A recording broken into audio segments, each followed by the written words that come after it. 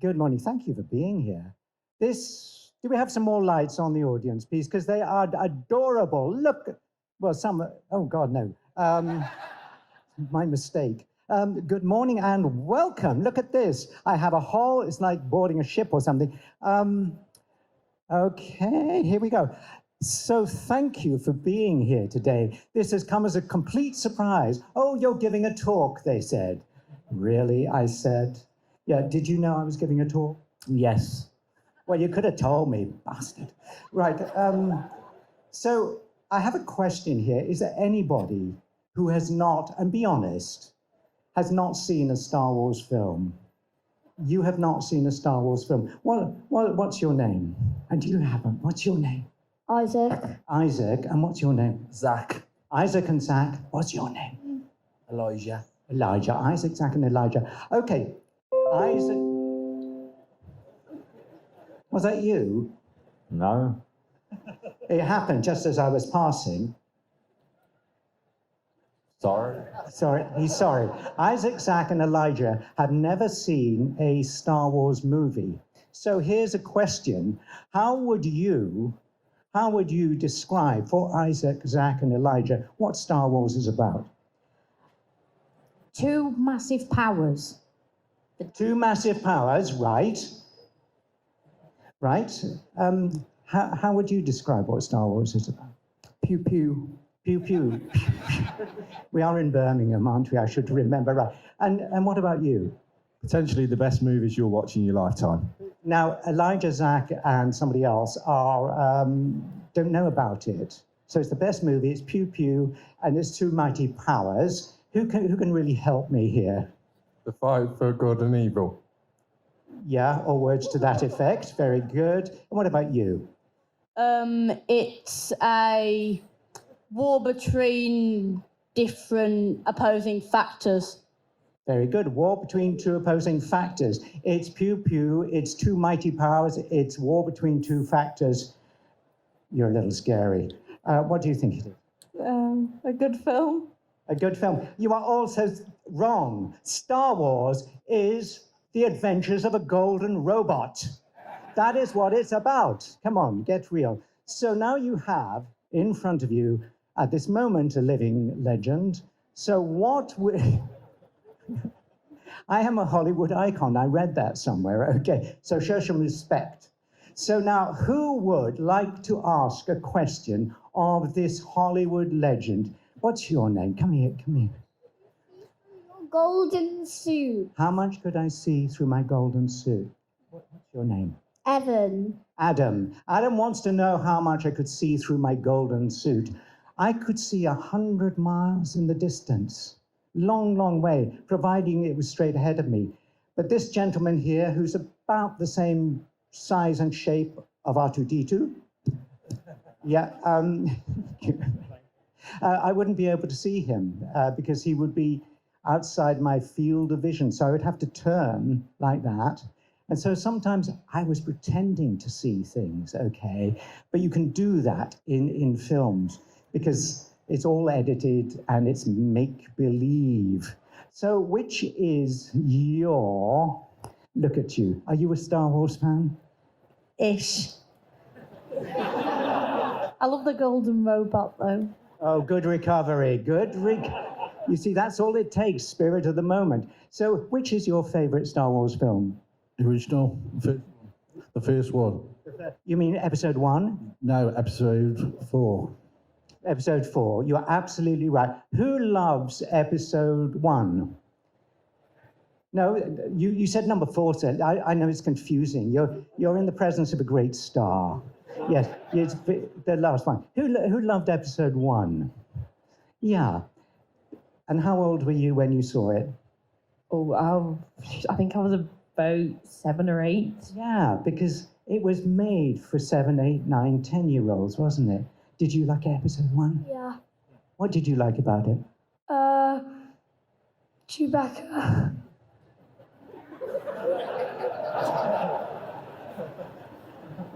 Was Chewbacca in episode 1?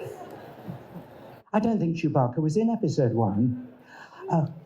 Oops, yes, never mind. We all have oops moments. It's really good. What about you?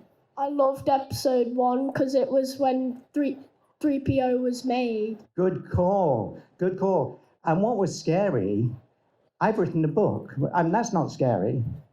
But in the book, I describe how I learned who built C-3PO.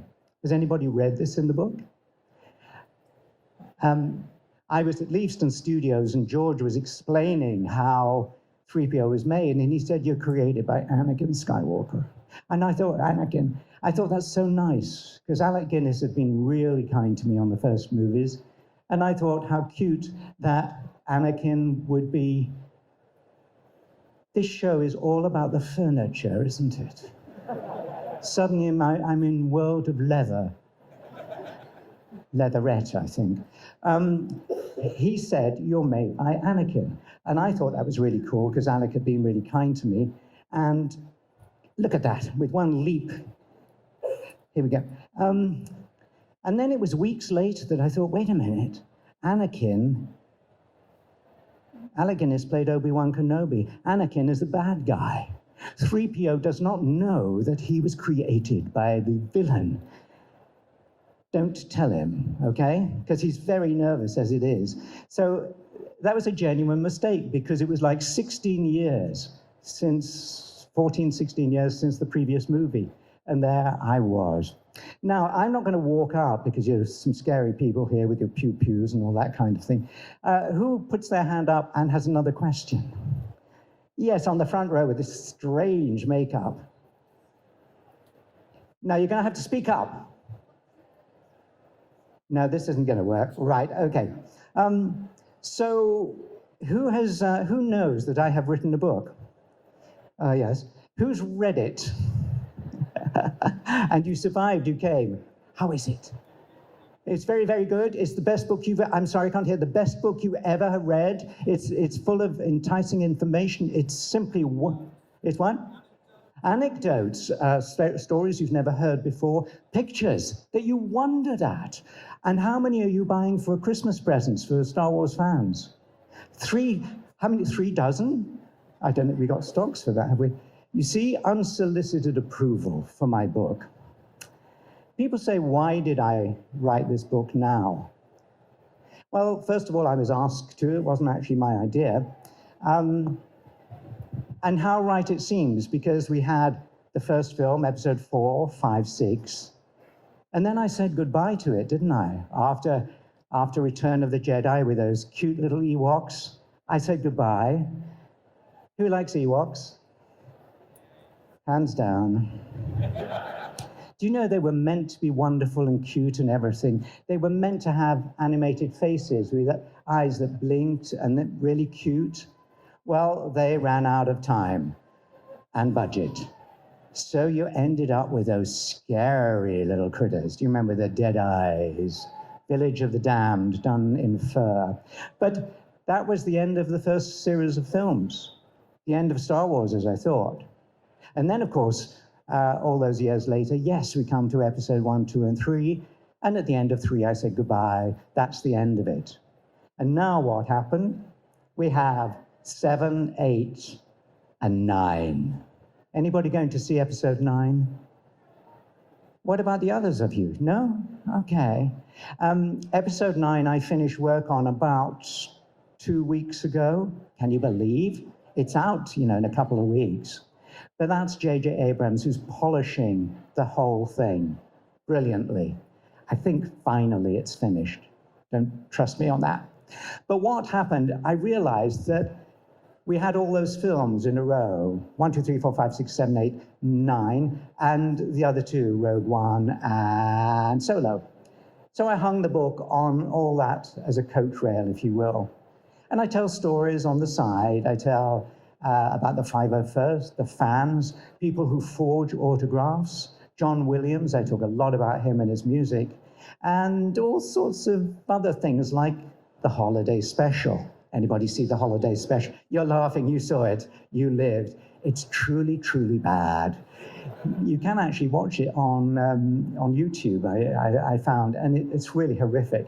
Anybody see the Donnie and Marie Osmond show that I was on? Miracle, The Muppet Show, Sesame Street, all these things that I have done because of C-3PO human-cyborg relations. And in the book, of course, I talk about how George didn't want to use my voice. You know this, yes? We filmed all the way through, and I had to transmit a microphone here, and then a wire that went all the way down my back, and they shoved the transmitter just where there was a bit of space, right here. Cute. Kept it warm anyway. But of course, the sound quality was like this. So I did a guide track for them on the set, and then they went away. That was the end. I'd forgotten about Star Wars. It was a totally weird job, but I had forgotten. A phone call to go to America, and I went, jet lag and everything. And in the studio, I found out that George Lucas had decided he couldn't stand my interpretation of a very British character. I never thought of him as being a British bubbler. Well, he could have said, he could have asked me. He wanted to have a second-hand car dealer character from the Bronx, New York. I'm not sure I could have done it, but I would have tried. But a magic thing happened. All these people watching me on the screen being 3PO, and they were putting a voice on, 3PO. Nothing worked. Nothing worked. And it's because 3PO is 3PO. He's not me. He's not the suit. He's not the script that George had written. Something magical happened on that day, that walking onto this terrifying surface, the planet Tatooine, being there with the Jawas and Uncle Owen and Luke Skywalker, 3PO suddenly arrived. All right, I'd been studying the script for 6 months, but he arrived as if by magic, as if the Force, if you will, came down, and it became impossible to separate my performance physically from the vocal performance of C-3PO. What was scary was I couldn't say the first line on the set. Uncle Owen came up and said, do you speak binary language of moisture evaporators? Why, sir, my first job was... Cut. Action. Why, sir, my first job... Cut. Action. Why, sir, cut. Listen, you can say anything you want. Don't worry about the voice. We can fix it later. I didn't know he meant he'd already decided that he didn't like my character. But eventually, yes, I did go back and put my voice on the film. But the important thing is, here in Birmingham, I will admit to you that all the way through that movie, I am speaking out of my arse. Okay. So you can think about that. But I'm so grateful because, of course, it's meant that I can be in so many different shows. And that continues. And The Rise of Skywalker, of course. Who wants to ask me a question about The Rise of Skywalker? Dare you? Okay, what was your question? Well, I want to ask, in terms of intention, method, and any other things, how do you work as an actor? How do I work as an actor? Sporadically. It's a difficult life as an actor because it's something you should only do if you want to do it, if you need to do it, if you can't think of anything better in life than to act. Because believe me, for most people, it is, sorry about the sound, it's because it's you, isn't it? Just turn me down a bit, it'll be better. Acting is something you should only do if you really, really want to, but how lucky am I? But in the book, you will find out, I get nervous when actors talk too much about their method. I had to think physically how to work things and emotionally, because 3PO is an emotional character, as we know. Why do we like C-3PO, do we think? Who knows why we tend to like C-3PO? Anybody? Yes. What? He kind of expresses human emotions more than a human is allowed to do. Do you understand? Most of us are taught to be grown up and tough and everything and hide our feelings, but we don't have to. 3PO 3PO is there. And I had a lovely story. Sadly, it's not in the book because I only heard it. Somebody told me about 3 weeks ago. This man said to me that as a child, 3 or 4 years old, he'd watched Star Wars and had been afraid. So he'd watched it from the furniture and hiding behind the settee. And when he was scared, he went back again and hid. And it was okay for him to be afraid because the gold man was afraid. And 3PO gave him permission to be afraid, to say it's all right not to be a macho hero. I thought that was really, really nice. And there are times that 3PO does really speak to the more people who find it difficult to be in this world sometimes, a little uncomfortable. 3PO has no idea how society works, how humans work. So he really can touch how you feel. Then, of course, we get on to why we like R2-D2. And the big shock for me on the first set, that first day, and I'd been working on the script for 6 months. And it said in the script, 3PO, where are you going? R2 beeps a response. 3PO, well, what makes you think there's a settlement over there? R2 beeps a reply. Normal, totally normal, a correspondence, a conversation between two characters on stage, on film. When we get there, nobody had thought to tell me that R2-D2 was as silent as this piece of furniture. Where are you going? Well, what made you think that a settlement's over there? But that was, I got halfway through that scene before my brain just collapsed.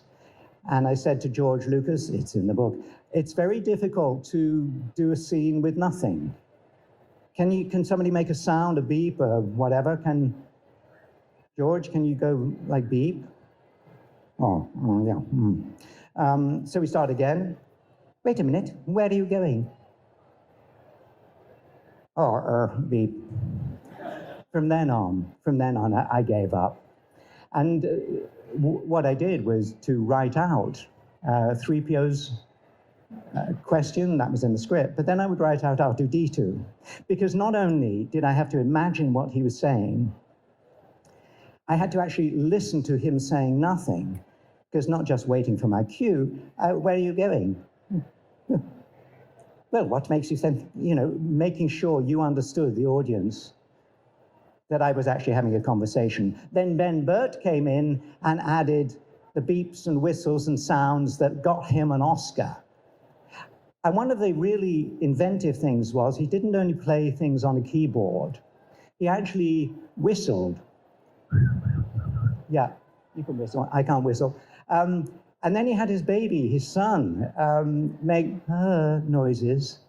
And I think that really helps us understand R2 as a human thing. There is humanity in there. It makes him lovable. But all that was way, way later. So when we came to the third movie, the Return of the Jedi, and there I am on the road to Jabba's palace, and I'm rehearsing by myself, and I've told this story because it's my favorite story of all the Star Wars films. They were setting up the camera in a glass box because that side of the film was blacked out with paint on a window, because that's where the matte painting of Jabba's palace would eventually be, because Jabba's palace wasn't there, sorry. So they're setting it up, and I'm taking the opportunity to rehearse, looking down at the floor, making sure there's nothing to bump into. And then I'm doing the dialogue, which was something like, Lando Calrissian never returned from this awful place. And suddenly behind me, I hear beep, beep, beep, beep, beep, beep, beep. And I turn around, and there is George Lucas following me on like this, going beep, beep, beep, beep, beep, beep, beep. It truly was the happiest day. And I wished we could have done that. And then, of course, we move on to episode 7, where I have a new companion, BB-8. Who loves BB-8? I love BB-8. You would love him even more if you saw Brian Herring. BB-8's down there, and Brian Herring is about there, and he's on the end of green sticks, and he's manipulating it. And Dave is over there, doing the little perky head. So it's a kind of three-man job, two-man job. But the great thing about having Brian there is I can say, hello, BB-8, what are you doing here? And it's Brian doing that live on set. And it made it so much more fun. I don't know why we didn't do that before with a voice. But the problem was, the one problem with BB-8 is that he's very funny, but the ball isn't the funny thing, it's Brian's face is up here. So several times, I completely forgotten I'm talking to Brian because he's making these noises and ignoring the ball. We had to do those shots again. But, you know, progress on all of these films, because there's now been, 11, is miraculous. And we went through the whole green screen phase. Do you remember that? Now, green screen's all right. It just isn't as much fun to be. You walk into a place and it's green or it's blue. And you can read why you have those two colors in my book. Did I tell you I'd written a book? Right, good. Good. But now, in The Rise of Skywalker, and indeed in 7 and 8, but now in The Rise of Skywalker, I would walk into buildings at Pinewood that probably are twice as high as this. So you would walk in and go, wow, look at this, the real stuff. All right, it's made out of polystyrene and timber and scaffolding, but from where I'm looking, it's totally real.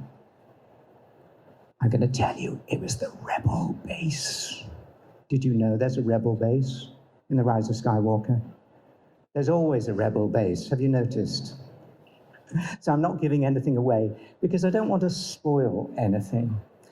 In the few seconds that we have left to live, what did I say? Who's got another question? And in fact, there's another microphone here. Who knew? Who's got a question? Can you, I'm going to come down. You can tell this was, oh, here we go.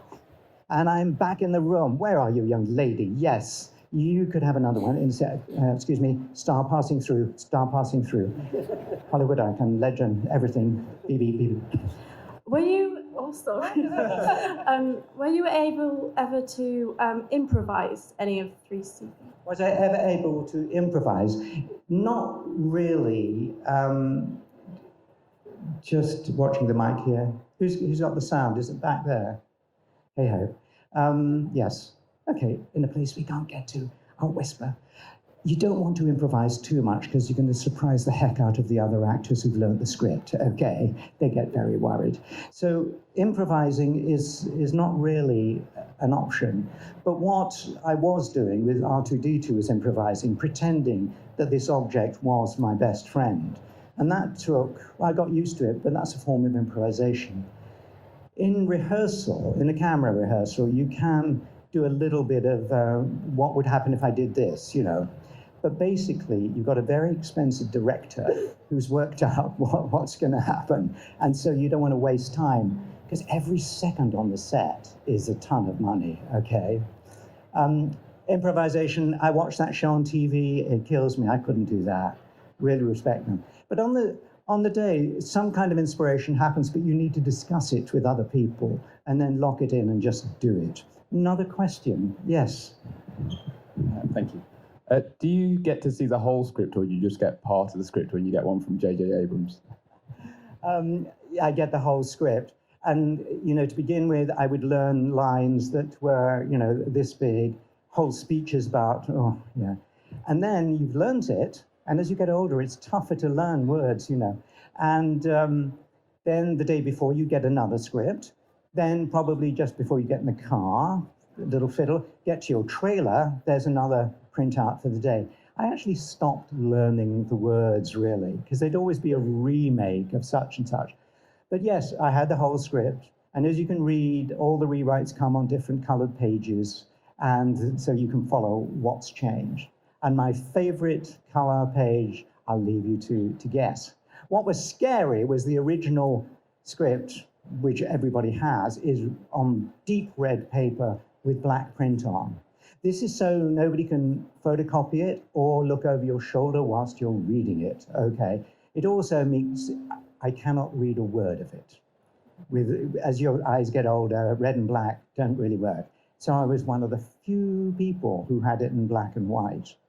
And if you see pictures on set, I think there's one in the book, you have a little pouch with your name on it, and you have the right to have that script for that day, and it's very secret. But I would go into my guy here, he was Sophie, and my other dresser, whose name, and I'd say, this is where we're going to do this, because they're dressing me up, and they go, we're doing what? I said, oh, you haven't read the script. No, we're not allowed to. Oh, for heaven's sake, read it. Because they're standing by me as I'm saying the words, as I'm doing the action. So it's like a little crazy. But yes, I have the whole script. Do you want to buy it? It's yours. No, I wouldn't do that. Yes.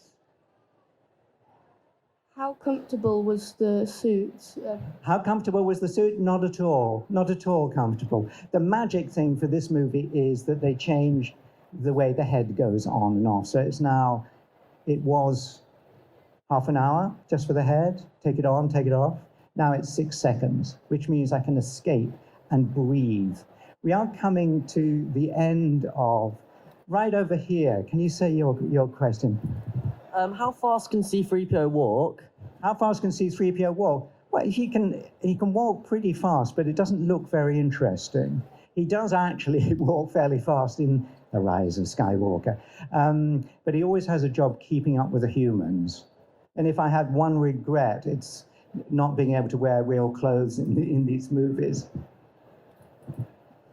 When you did some of the animated shows, was it difficult at all to go from physical acting to just voice acting? No, because when I do anything as C-3PO, I don't sit down. I stand exactly as C-3PO, because that way my lungs, my diaphragm, where I speak from, my throat, are all in the correct place. And if you saw me doing a cartoon or putting my voice on the movies, you would see that I am actually standing like C-3PO and animating him thus, because that way he stays in character. Yes, I'm nearly going back to signing my book. Did you know I'd written a book? There's lots of people in line. How would you compare your experience on set with the original trilogy to the prequel trilogy by Lucas? How would I describe the difference between being on the prequels, the sequels, and the sequels? George Lucas is quite easy to forget these days that George actually invented the whole thing. That none of us, well, I certainly wouldn't be here in Birmingham today without George. And I talk about this in the book because he, against all the odds, battled to make his film. And then you get all sorts of other people taking on the mantle. And in the end, of course, J.J. Abrams, who was 10 years old when he saw Star Wars, is just like a schoolboy still. He has that original enthusiasm for it. And it makes such a difference because everybody on the set is a Star Wars fan. Doesn't matter if you're the head of lighting, if you're the head of sound, just round the back. If you're in costume, if you're in makeup, if you're in catering, if you're in security. Everybody is a Star Wars fan on the set in a very relaxed way. They all work on Wonder Woman and all that kind of thing, but then they come to our set and they just love it. So it is great to have been a part of this family.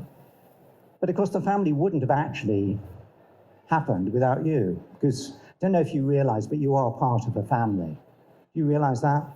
Without the fans, and some of you were here at the beginning, 1977, some of you were just joined, and thank you for those parents who have created little Star Wars fans. Very good for my pension. Love it. But, you know, you can thank me, and people thank me for coming here today to Birmingham. And I am saying, and I say in the book, because you know I write a book, yeah, I say thank you to the fans, because without you, nothing. Thank you.